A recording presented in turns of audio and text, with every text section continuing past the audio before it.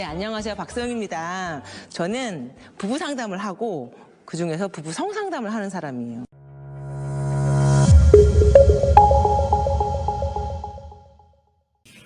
남편이 항상 거부하는데 어떻게 유혹해야 넘어올까요?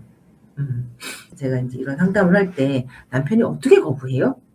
라고 하면은 난 너를 거부해! 라고 단어를 쓰는 분들은 한 명도 없어요. 나 피곤해. 요즘 일이 너무 바빠. 다음에 하자. 알아서 노력할게. 이렇게 표현을 해요. 대체적으로는 그냥 포기하고 혼자 슬퍼하고 혼자 화가 나요. 그래서 일상에서 다른 것들로 이 문제로 다른 것들로 화가 나요. 그리고 아내들은 여러 가지로 짜증이 나기 때문에 그런 히스테리 상황이 만들어진다는 거예요.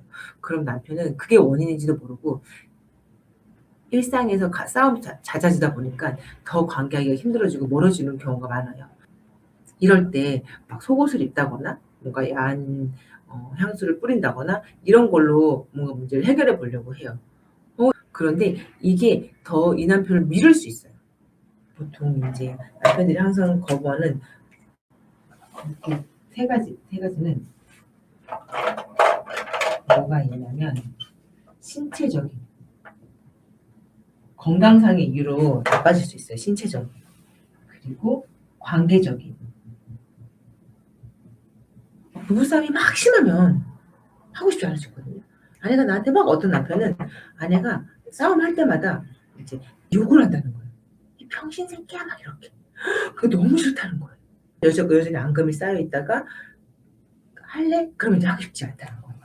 그리고 심리적인 회사에서 엄청난 스트레스라든지 뭐 이런 것들 있잖아요. 내가 뭔가 이제 너무 스트레스로 뭐 이렇게 신체적으로 뭔가 이제 당뇨나 뭐 탈모약 이런 걸 먹으면 성기능에 어려움이 생길 수가 있거든요. 이제 직장의 스트레스가 너무 많아. 그런 성기능도 저하되는 남편들도 있어요. 그런데 이런 상황에서 아내가 더 날 다가와. 그럼 너무 무서운 거죠. 나는 아직 할 준비가 안 됐고 성기능은 안 될 것 같은데.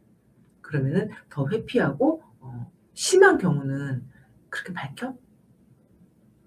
너는 그렇게 좋냐? 이렇게 상대를 더 상처 주는 말로 더 사이가 멀어지기도 해요. 그리고 중요한 기술적인 뭔가 일상이 항상 똑같아. 재미없는 성생활이야. 우리가 처음 만났을 때 연애랑 다르지 않아. 그럼 상상이 되지 않는다는 거죠. 그러면은 건강상의 관계적인 심리적인 여러 가지를 풀어나가야 되는데 이건 누구 지금 중심이에요? 지금 제가 설명드리는 건 누구 중심일까요? 남편 몸과 마음과 관계라는 거예요. 근데 여기서 원하는 건 누구예요? 나라는 거예요. 그럼 내가 원하는 방식이 있을 거 아니에요. 그럼 나는 어떤 걸 원하는지. 그냥 남편이 좀 저와 스킨십이 늘어났으면 좋겠어요.